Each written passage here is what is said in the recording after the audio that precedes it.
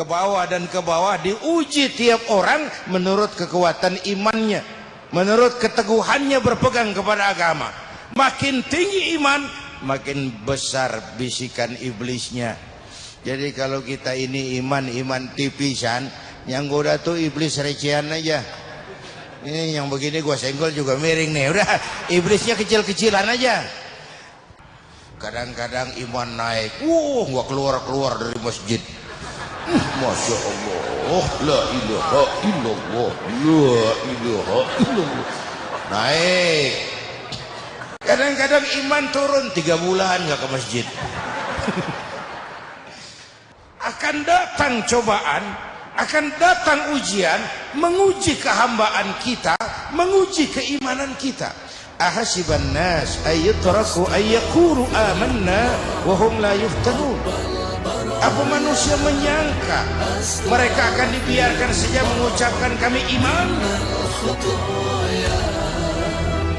Astaghfirullah Rabbal baraya, astaghfirullah minal khutaya, astaghfirullah Rabbal baraya, astaghfirullah minal khutaya.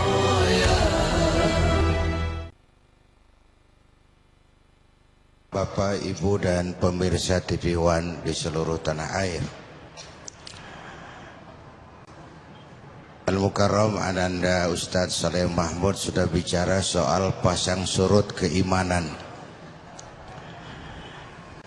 13 tahun lamanya Rasul berjuang di Mekah. Memulai dari sini, membangun iman, menata akidah, meluruskan keyakinan. 13 tahun di Mekah itu pasang pondasi. Dengan hitungan, kalau pondasi kuat, bangunan aman. Pondasi rapuh, bangunan runtuh.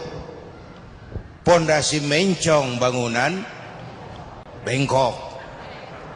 Bangunan mah bagaimana pondasinya. Orang hidup bagaimana keimanannya. Iman abstrak, nggak kelihatan, tapi bisa dinilai. Dari mana? Dari gejala yang ditimbulkannya dalam bentuk amal tadi itu. Ibu percaya nggak di situ tuh ada strum tuh? Percaya nggak? Kelihatan strumnya. Tahu ada strum dari mana? Dari nyala. Kalau ada strum, lampu nyala. Kalau ada strum, mic bunyi. Kalau ada strum, kipas angin muter. Kalau ada iman, sujud. Kalau ada iman, jihad. Kalau ada iman, sodako. Sekarang strum ada, lampu nggak nyala, anak-anak juga ngerti, Pak, itu namanya koslet. Ya, strum ada, mic nggak bunyi, itu namanya koslet.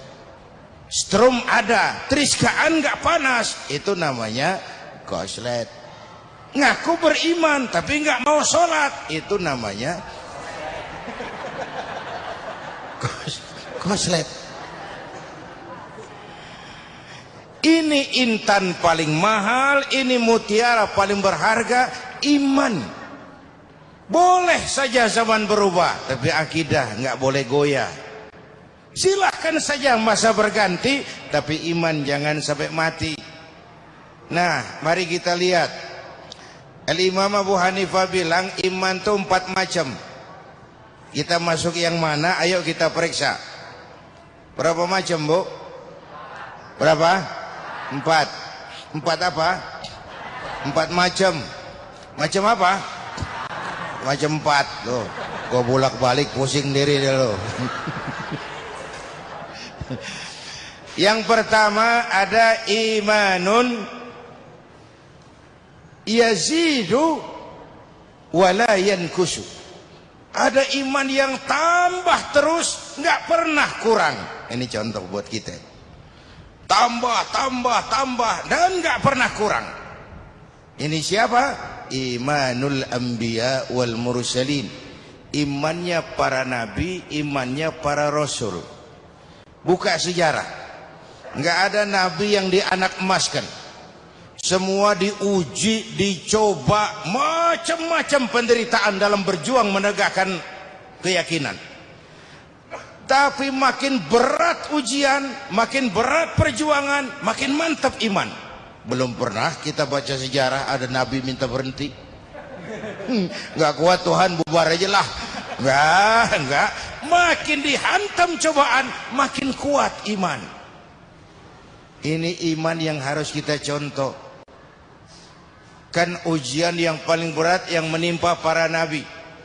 Di bawah itu para aulia, para wali. Di bawah itu baru para ulama. Ke bawah dan ke bawah diuji tiap orang menurut kekuatan imannya, menurut keteguhannya berpegang kepada agama. Makin tinggi iman, makin besar bisikan iblisnya. Jadi kalau kita ini iman tipisan, yang goda tuh iblis recehan aja. Ini yang begini gua senggol juga miring nih. Udah, iblisnya kecil-kecilan aja. Tapi makin tinggi kualitas iman, makin berat juga iblisnya itu. Bapak Ibu dan pemirsa TV One. Jadi pada tingkat pertama tertinggi, iman yang terus bertambah dan tidak pernah berkurang. Kesitulah kita mencontoh imannya para nabi dan para rasul. Yang kedua, ada iman itu yang la yazidu wa la yankusu. Tidak bertambah, tidak juga berkurang. Ini namanya iman stabil. Dari dulu sampai gini hari imannya begitu aja. Dari tahun atu sampai sekarang. Begitu aja imannya, tambah enggak, kurang enggak. Iman jenis apa ini? Ini imannya para malaikat. Dari dulu ya gitu aja. Tidak bertambah, tidak juga berkurang. Karena indikasi berkurang dan bertambah dengan amal dan maksiat. Berkurang karena maksiat, bertambah karena amal kebajikan. Nah malaikat nggak nambah tuh amalnya. Ada malaikat yang sejak diciptakan disuruh tasbih aja, yang lain nggak. Ada malaikat yang sejak di